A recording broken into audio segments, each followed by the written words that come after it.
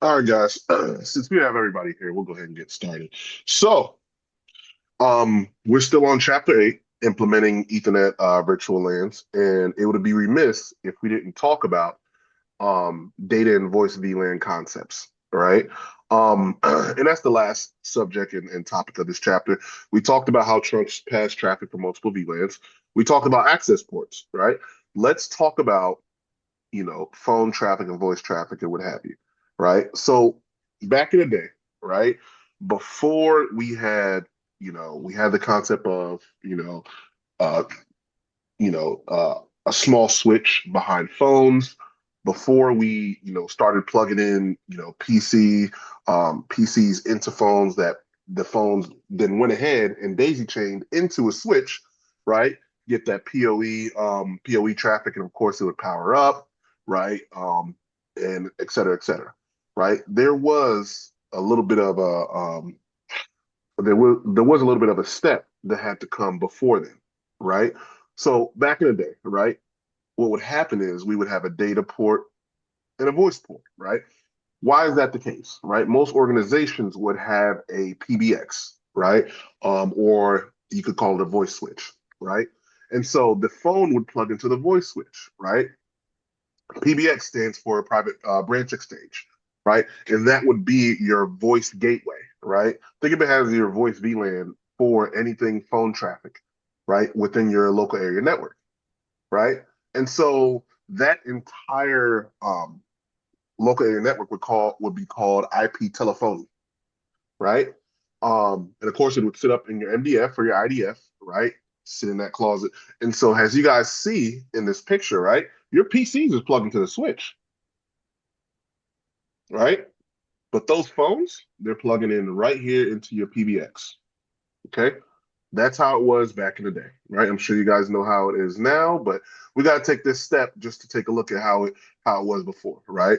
So typically, in organizations I've worked at probably 8 or 9 years ago, they would, and DeMarco, I'm sure you've seen it at our old building.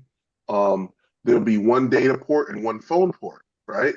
And again, that's the example that you see here. Okay.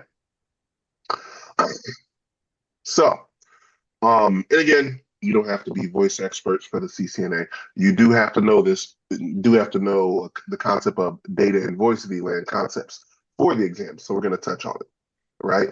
So we've talked about how the term IP telephony refers to the type of networking that involves using, using those desk phones, using those telephones to use IP packets to send and receive voice traffic, right? That's represented as packets, right, within a network. Okay. And again, they work similar to our PCs or printers or any type of host device on the network. They're just dedicated to right voice traffic, right? And again, those phones would communicate and talk via using a PBX. Very complicated, by the way. I was learning about the CCNA voice back in the day before they deprecated. Jesus Christ, that was an entire thing. And I'm sure you guys heard about the Cisco Unified Communications Manager, CUCM. Jesus. And I think it's used now a lot within an air gap network, government, and what have you. So they still use CUCM and the whole voice thing. But now in the future, we've done the migration from this to newer phones that actually have a little bit of a switch, right? A switch in the back of it that can plug into the another host, that being a PC, and of course also plug into the switch, right? Um, but a couple of things that they had to notice and they had to realize, um, and a couple of the hiccups that they had to go through before making this migration, right? Some of the older phones, some of the older phones, let me know if you can see my screen. Some of the older non-IP phones use the category of UTP cabling that often did not support 100 megabits per second or 1,000 megabits per second Ethernet, right? Most offices had a single UTP cable running from the wiring closet to each desk.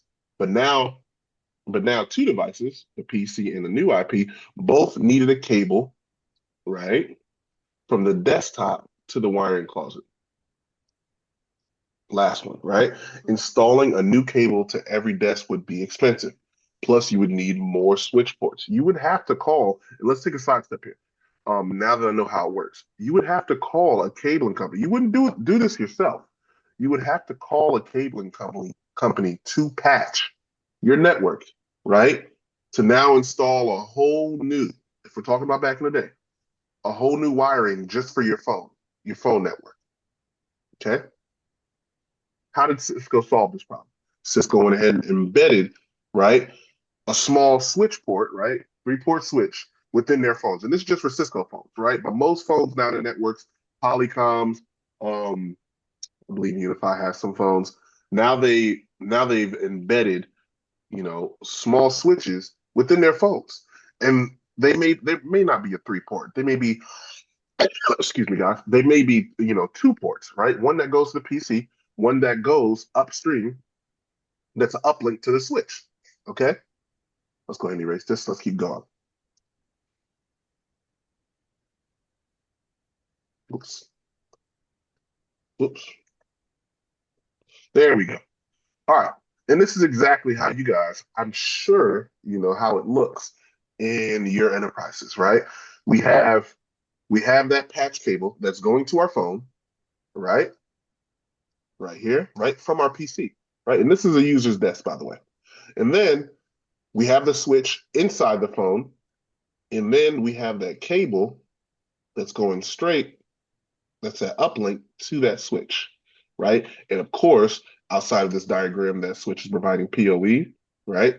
If it wants to. Sometimes you could most companies, they also, depending on the challenges that they encounter, they still have a power cable plugged into the phone. But if not, this switch is also providing PoE. Okay. So it's doing a couple of things being plugged into the switch, right? So let's talk about this key topic. In terms of the data VLAN, right? Same idea and configuration that has the access VLAN on the access port, but defined has the VLAN on that link for forwarding the traffic for the device connected to the phone on the desk, right? Again, typically the user's PC. Now the voice VLAN, the VLAN defined on the link for forwarding the phone's traffic. Traffic in this VLAN is typically tagged with an 802.1 queue header. Okay. All right. Here's an example, right? We have our voice VLAN and our data VLAN. We're going to talk about how this is set up and configured on a switch in one moment, right? But within a design, right, within a local area network, this is typically in modern day times how it looks. Okay. But we can see here, right? We essentially have one link going up to the switch. How does this work? Because we have two VLANs that's hanging off. Let's take a little step further. Let's keep going in this lesson. So if I went ahead, told DeMarco, hey, let's go ahead and set up, our voice network, right, and our data network for our end users. How do we go ahead and set up? So a couple of things we got to do, right? We need to go ahead and first make a configuration, right, and set up two VLANs, right? We got our voice VLAN, VLAN 11. We got our data VLAN, VLAN 10, right? On, right, on an interface, right, we need to go ahead and say, hey, now this is for Cisco, by the way, and this is what we're only talking about. If your environment, right, has a different type of switch, right, please learn Cisco first.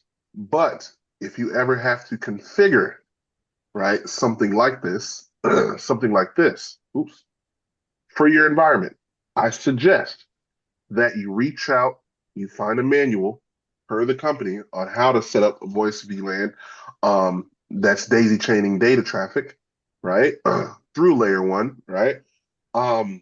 Reach out to the company, look at their manual, see how to do it, or reach out to TAC, right? Because every company is different than Cisco, right? But I'm just only going to show you Cisco, right? So if we're going to go ahead and set up voice and data VLAN traffic, right, on ports connected to phones. What we're going to do first, we're going to say, hey, this is the access port, right? And for the access traffic, or AKA the data traffic, we're going to put it in the data VLAN. So switch port access VLAN 10, right? But on these same ports, we're going to say switch port voice VLAN 11. What we're telling these interfaces is, hey, right, their data port, right, their data traffic is going to pass VLAN 10. But their voice traffic, because the phone is plugging into the same interfaces, right, past Ethernet 1/0 through 4, that voice traffic is dedicated for VLAN 11. Okay, all right. And this note here, I want to go ahead and read it to you guys because this is very important, right? Cisco phones exchange configuration data with the switch using CDP, Cisco Discovery Protocol, or right, outside of Cisco devices, right? Maybe you have a Juniper switch, Aruba switch, FS switch, right? They'll use right the industry wide LLDP, link layer discovery protocol, right? Switches enable CDP. Cisco switches. Let me make sure I insert Cisco before that. Cisco switches enable CDP by default. So the configuration shows no specific configuration commands for it. Okay. Chapter 13, we'll talk about more about CDP, LLDP, what have you. Okay. And a quick little Easter egg. CDP and LLDP, when you're talking about phones, you're talking about voice, they also assist when allocating how much power needs to get to the power requesting device.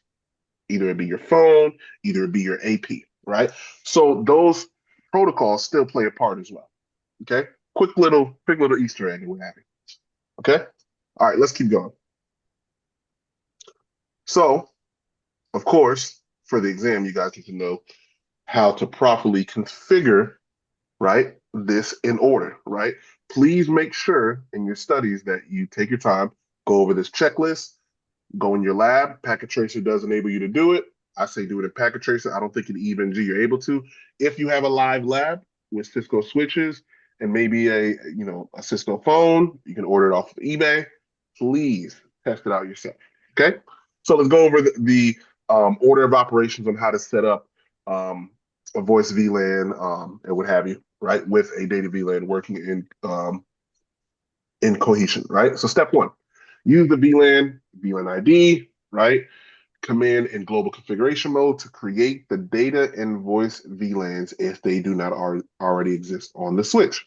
Step two, configure the data VLAN like an access VLAN as usual, right? Step 2-A, right? Use the interface type number command in global configuration mode to move into interface configuration mode. Why do we have to do that? We have to do that because we have to tell an interface, hey, you're dedicated to this specific VLAN. Why? Because by default, a Cisco switch puts all interfaces in VLAN 1. If we are creating dedicated VLANs for data and voice traffic, we need to make sure that we tell our interfaces, hey, you're going to be in these dedicated VLANs. Only way we can do that is we get into the context of those interfaces, which is the interface configuration mode. Step 2-B, use the switch port access VLAN ID number, right? And this is the number of the VLAN command in the interface, right? In interface configuration mode to define the data VLAN, okay? Then, of course, has a verification, right? And just to cross our I's and dot our T's, use this 2-C, use the switch port mode access command in interface configuration mode to make this port always operate in access mode. That is not to trunk. Guys, 2-C, in my opinion, should actually become 2-A. I told you guys before, sometimes we do make configuration mistakes. If we're in the field, we're configuring this. First things first, I'm always going to do, I'm going to default to interface. You always want to do that. You want to make sure the configuration is clean. Do a show run and show start 20 times. Okay. Make sure, and I'm probably excessive, but but make sure that interface has no configuration on it, right? If you jump in, just start adding, configurations to interfaces. If I'm your mentor, I'm going to tell you to not do that. I'm going to slap your hand with a ruler, maybe. Okay, might be trigger happy, but you are engineers. You have to do things properly in order of operations. Sometimes configuration can still be left over. Default that interface.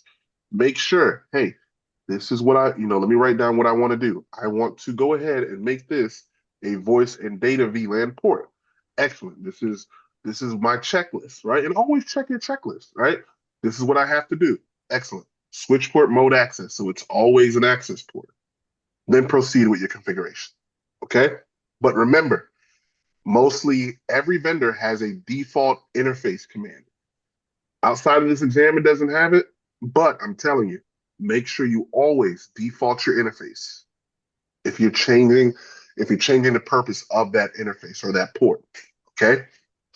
All right.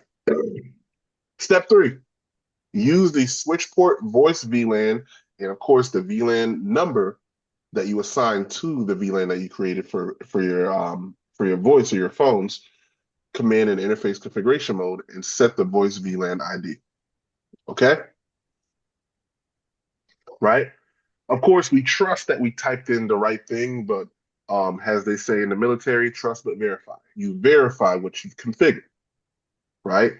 Let's go ahead and walk through this show interface fast Ethernet 0/4 switch port command, right? Let's work through these highlighted sections, right? So we went ahead and said, hey, we're going to go ahead and we did all the configuration. If we're looking at this, right, we we put in the interface switch port mode access. What does that do? What does that mean for the interface, right? What that does from an administrative standpoint is that we statically set this interface to be an access port. It is no longer dynamically trying to figure out if it's a trunk port or if it's an access port. We said switch port mode access. It is statically an access port. Okay.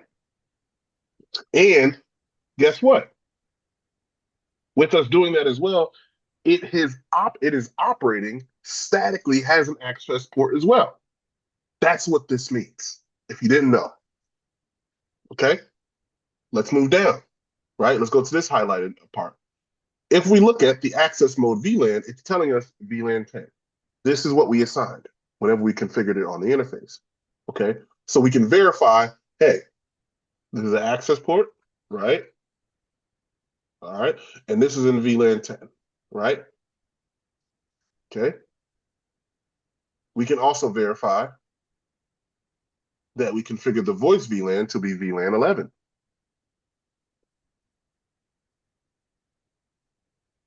Okay.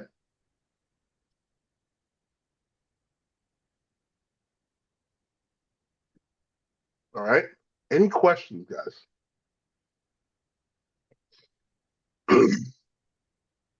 All right, let's keep going. All right. So I'm sure you guys saw this before. Let's take a look at this. All right. And by the way, I want you to keep track. We're using Fast Ethernet 0/4 for this example. We did a show interfaces Fast Ethernet 0/4 trunk, right? It's telling us, right, that because we set it up, has a has an access port. Why is it showing up as show interface Fast Ethernet for 0/4 trunk? Twan, why do you think so?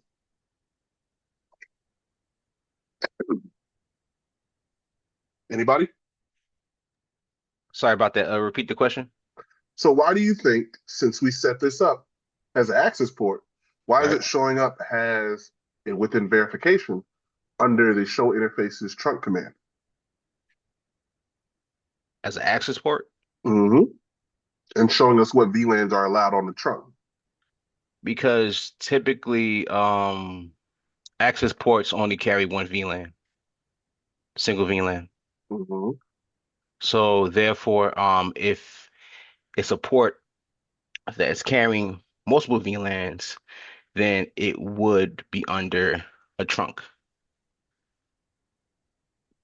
because trunks carry more than one VLAN. There we go. Did that make sense, guys? So Yeah. Yeah. from a technological standpoint, right? From a theoretical standpoint, it shouldn't show up under this verification command.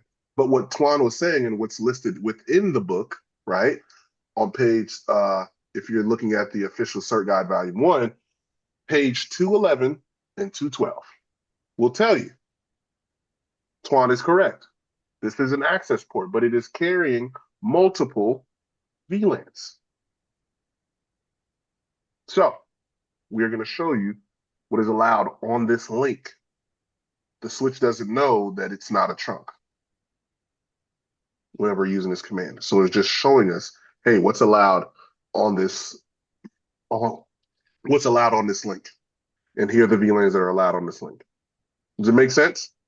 So remember, you can use this command to also check, right? To also check if your configuration is working. Okay? So, thank you, Twan. In summary, right? In summary for this section, right? Configure these ports like a normal access port, right?